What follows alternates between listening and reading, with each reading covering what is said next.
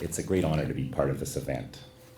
Unlike my other colleagues up here, I don't have a deep, long-standing, ongoing relationship with Raymond Gervais' practice, something I hope to change. I have only seen 2 exhibitions of his work, both in Southern Ontario in 1992 and 1998. Marina Pelosa knew this when she invited me to be here. But knowing the work I produce and having heard me speculate about art over the years, she thought I would have an affinity for Gervais' work. She's right. Still, what follows is just an introduction to one way in I've taken to thinking about Gervais' practice. There will be no close analysis. Indeed, I won't be discussing any specific pieces at all. Rather, I'm just introducing some theoretical tools that, rather than in any way explain what Gervais is up to, further complicate and enrich my engagement of his work. Raymond Gervais is responsible for some of the most polyvalently in-between work I've ever interacted with. By in-between, I'm thinking of the shifting, amorphous space discussed by Elizabeth Gross in her book, Architecture from the Outside. She starts, and I quote, "What does it mean to reflect upon a position, a relation, a place related to other places, but with no place of its own? The position of the in-between. The in-between is a strange space," unquote. I can't do justice to the complexity of the strangeness Gross explores in the following pages here, but a bit more reflection on this position, this in-between, might still be useful by way of wondering what it is to move through the work of Raymond Gervais, by way of wondering how his work seems to be always moving, shifting in identity and orientation. For Gross, the in-between has no intrinsic identity. As a position, it can only be loosely defined by its relation to what it is not and where it is not, its relation to the identities and locations of the thing it is in between. Or as Gross puts it, quote, "The space of the in-between is that which is not a space without boundaries of its own, which takes on and receives itself, its form, from the outside, which is not its outside." That would imply that it has a form, but whose form is the outside of the identity, just not of an other, for that would reduce the in-between to the role of an object, not a space, but of others, plural, whose relations of positivity defined by default the space that is constituted as in-between, unquote. Formless forms generated only by relationships between things while being outside of those things. Somehow this fits my experience of Raymond Gervais' work.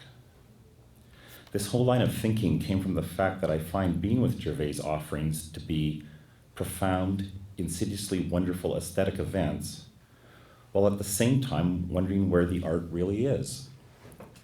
That is, I often find that what I'm seeing and hearing with Gervais seems uncannily disjunct from what I'm experiencing. It's not just that I find myself in between the various elements that Gervais has brought together, but those elements seem radically in between as well. They, and me with them, seem to be altogether on the outside of some other things. This conjecture, as inexact as it is, seems crucial to me. It speaks to not allowing the kind of analysis Gervais' work can inspire to stand as being the actual work. It is tempting to think of what Gervais presents in twos. There are so many binary pairs one could move between in this work. Sound and silence, the visible and the invisible, the audible and the visible, music and visual art, Europe and America, European colonialism and the forced African diaspora, a pair often formed by the way Gervais positions artifacts of European high art and jazz, and so on. There's a lot of productive thinking that could and has come from relating these terms one to another. But I'm not concerned here so much with back and forth as with in between. and not just in between a couple of others, but moving or better drifting. I never feel inclined to follow a course when navigating the many layers of in-between President Gervais' work, drifting through the midst of a weird dreamlike topography, an arrangement of many features, combinations, repetitions and near repetitions of documents, records and representations, icons, indexes and symbols, apparatuses, tools and accoutrements, features that never seem to fix in location or even relation to each other. I think of my drift through the in-between space of Gervais' work in terms of a situationist derive, a technique of transient passage through varied ambiances. The derive entails playful, constructive behavior and awareness of psychogeographical effects, which completely distinguishes it from the classical notions of the journey and the stroll, unquote. I wonder at and how Gervais manages to offer a situation where the wonder of it is so in excess to its definable parts and the relationship one to another. However, I'm not at all saying that finding oneself at play with incommensurable excess is unique to Gervais' work or even especially distinguishes it. Indeed, one could call this activity art. But while this kind of free play is necessarily available in any art experience, how one thinks about it, reifies it, can be profoundly facilitated by what materials the artist offers, both concrete and conceptual, and how she or he offers them. For example, I would never be inclined to think that the space I drift in when I'm with Gervais' deliriously multifarious offerings as being transcended of, above or beyond some presumably mundane location. Rather, for me, the work and me with it are in between. I actually think of myself as being radically in between whenever art is happening with me. It's just that some experiences tend to make me more aware of this space than others, encourage me to revel in it. To help think about the distinct allowances and encouragements I find moving through Gervais' work, I'd like briefly to present some ideas put forward by Norman Bryson in his essay on still life painting, titled Ropography. It takes its title from the Greek word ropos, meaning trivial objects, small wares, trifles. One of the main focal points of the essay is a very particular idea about narrative. Bryson suggests that to narrate is to insert importance. And as he says, quote, narrative works hard to explain why any particular story is worth narrating, end quote. Stories are extracted from the infinite chaotic jumble of experience, real and imaginary. As Bryson says, quote, the concept of importance can arise only by separating itself from what it declares to be trivial and insignificant. Importance generates waste, end quote. Then turning his attention to painting, he says, quote, still life takes on the exploration of what importance tramples underfoot. It attends to the world ignored by the human impulse to create greatness, end quote. Bryson observes that still life defines itself not only through leaving out human subjects, but through representing objects adjunct to feeding and cleaning, two of the most general, basic, and obligatory areas of human activity. But this is just his first move. He follows his propositions with thorough interrogations of many celebrated still life paintings, including works by Caravaggio, Cézanne, Gris, Braque, Cotin, and Zurbaran. Through these analyses, Bryson discovers that despite the humble, quotidian nature of the objects being depicted, these paintings assert importance on biblical proportions. That's my term, not his. In each of the paintings discussed, he finds dominating, even heroic narratives embedded within the work. These are located not in the subject matter, but in the artistic strategies evinced by the paintings themselves. For example, in the works of Caravaggio and Cézanne, Bryson locates narratives about, quote, the power of art to ennoble and elevate even a humble basket of fruit, or the capacity of art to embody and dramatize the detailed workings of the aesthetic consciousness, end quote. The paintings assert the importance of the artist's visionary interaction with their life worlds. With Gris and Braque, the depicted objects are used as raw material, divorced from their representational meanings, subsumed by the story of the important modernist innovations and cultural progress they embody. With Cotin and Zurbaran, the narratives, fueled by religious zeal, are not so heroically individualistic, but dominating nonetheless. Quote, defamiliarization confers on these things, he's talking about the objects depicted, a dramatic objecthood, but the intensity of the perception at work makes for such an excess of brilliance and focus that the image and its objects seem not quite of this world, end quote. It is only with the still life paintings of Jean-Baptiste Simeon Chardin that Bryson finds any breakdown of this pattern of evinced narrative, of an implied assertion of importance. Quote, the central issue is how to defamiliarize the look of the everyday without precisely losing its qualities of the unexceptional and unassuming. Chardin's solution to the problem of defamiliarization is to cultivate a studied informality of attention, which looks at nothing in particular. For this reason, his canvases tend to avoid priorities. Even blank background, which, for example, in Caravaggio is left uniform and eventless, is filled with incident, with mysterious flickers and sparks of color that can be as engaging to the eye as any of the presented objects. No single square inch of the painting has been declared unimportant, and the objects are not intrinsically more significant than the areas between them.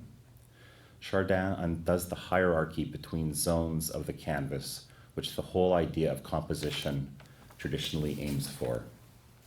The regulating and directing of the gaze from what is in a painting of from what in a painting is of primary importance to what is of secondary or tertiary importance.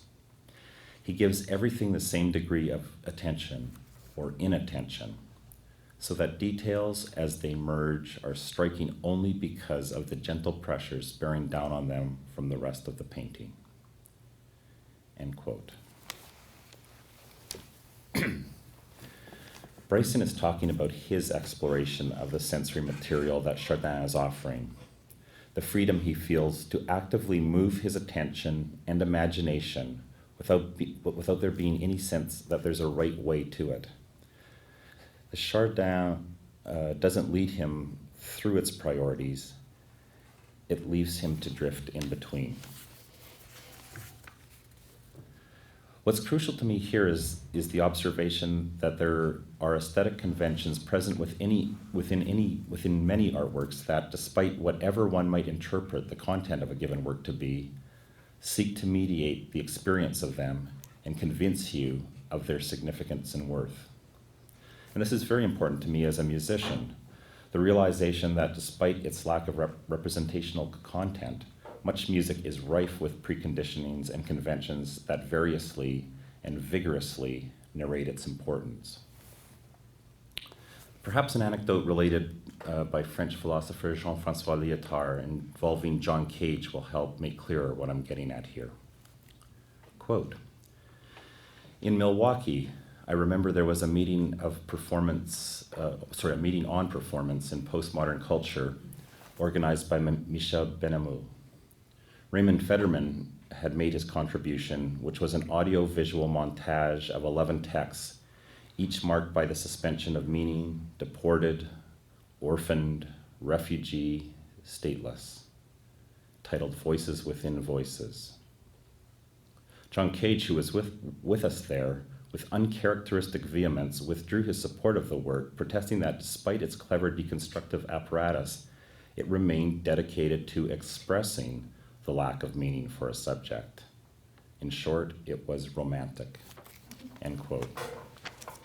So despite the title, Voices Within Voices, Cage was nonetheless hearing a single overriding voice, Federman's, the voice of the of an author, authorizing a text, speaking with authority. That is, in Bryson's sense, a voice narrating. For me, Raymond Gervais' work does not narrate. And this is odd given that it largely involves the assembling of stories. But for me, his work remains unobtrusively plural. It truly offers voices within and under and on top of and beside and around the corner from voices. I think he achieves this, at least in part, through a remarkable relinquishing of authorship, of authority over the various elements he brings together. There is no sense of Gervais being superior to his materials. He doesn't have to narrate their importance, he just has to offer them. His assemblages are peculiar, confounding, and wonderful. They are not about being peculiar, confounding, and wonderful. His work spills in every direction, but nothing is declared waste. I'm touched by the way that much of Gervais' writing, even writing that is ostensibly about his own practice, always refers more to other people's work. And it's certainly significant that most of that other work he discusses tends to involve music. I'm a musician. And I think of my fundamental activity as a musician as listening, especially listening to music. And any music I might take part in making flows out from listening. So I have a great affinity for the way Raymond Gervais writes about listening to music. He and I certainly share an excitement for concerts and seeing musicians who powerfully affect us at work. But there's another listening situation that I think is more relevant to my current train of thought here. I thank Raymond Gervais for inspiring me to scrutinize another activity we seem to share a passion for, collecting records. And not only collecting them, but being marvelously changed by listening to recorded music. On reflection, I'm finding that listening to recorded music happens in a particularly in-between space, a strange space. Wondering where the music is happening, where the art event is located, seems much more apparently apparently complex endeavor in this situation. I don't think of recorded music as a document attempting to capture a performance that is taking place elsewhere. It's not just a record, it's something on its own. A recording never sounds anything like a live performance. There are so many layers of creative mediation between a musician making a sound and me hearing the record. The choice of a room to record in, the choice of microphones, the choice of electronic signal processing enhancements, the choice of recording medium, analog or digital, and then the other array of choices that flow from that decision. My choice of playback apparatus, my choice of a room to listen in, my position in that room. I'm sure this list is incomplete. While I always recognize gratefully the artist's generative role in what I'm hearing, they are not present in the same way they are in a live performance. And this is not only due to their physical absence, which is nonetheless significant. I also listen with the sense that the makers have let their music go. It's been sent out into the world to be discovered. It is brought into the discoverer's life world as opposed to an audience member entering the musician's space. It is brought into my life world. But I don't feel I own the music on the records I have. It isn't my music, although it's interesting to me how often I describe it as such. However, it's no longer only the composer-performer's music either. The music becomes its own location, its own strange space, a space that listeners with very different relationships to it, and I'm including the music makers here, can move through. It strikes me as extremely significant that I choose when and where and how I listen to recorded music, that I can listen to it alone or with a variable community, or better, a group of friends, one or more people. And much could be said about the way in which the histories, social milieus, and cultural politics that gave rise to the music on the records I collect gets surreally abutted, conflated, collaged with that of me and my friends. But there's certainly no time to do that here. And it's also significant to me that my listening to recorded music usually takes place in my own or a friend's domestic space. It enters the home of my life world, but it radically defamiliarizes these very familiar spaces. It sends them afloat in the in-between. As Merleau-Ponty says, quote, music is not invisible space, but it besieges, undermines, and displaces that space, end quote. But the oral space that enacts this displacement is radically ephemeral. As Eric Dolphy says, quote, when you hear music, after it's over, it's gone. In the air, you can never capture it again, end quote. This inability to capture music gives recordings a kind of magic. I know that I'm listening to the same performance, but my experience of it is never the same. I look around my apartment at my shelves of CDs, LPs, and cassettes, and I'm not looking at objects that I possess, that I contain within my little room. Rather, I'm looking at portals to other spaces that will besiege and blow this little room wide open. And I'm thinking here of portals as being an opening, an entrance, a space rather than an object, and an in-between space outside of the identities that will define the space I enter as I enter the music. Yet the space of the portal is nonetheless defined by these identities. It's an entrance into their space. And it's important to remember that an entrance doesn't have to mark the start of a space. Entrances can also be in the middle. They can be in between. Uncannily in this formulation, the physical parts of musical recordings, the parts I see and touch, lose their materiality, their objecthood. I think there's something about their relationship to the delirious, transient polyvalency of musical experience that distinguishes the physical accoutrements of recordings. Album covers are never just packaging, and the imaginary dimensions of discs and of various sizes always exceed their actual physical constitution as the hand moves them to the playback machine. The visible elements of recordings are keys and doors and launching pads, inextricably linked to but outside of their portals, defined by but outside of the invisible. Raymond Gervais has called music records, with all their bits, oniric, relating to dreams and dreaming.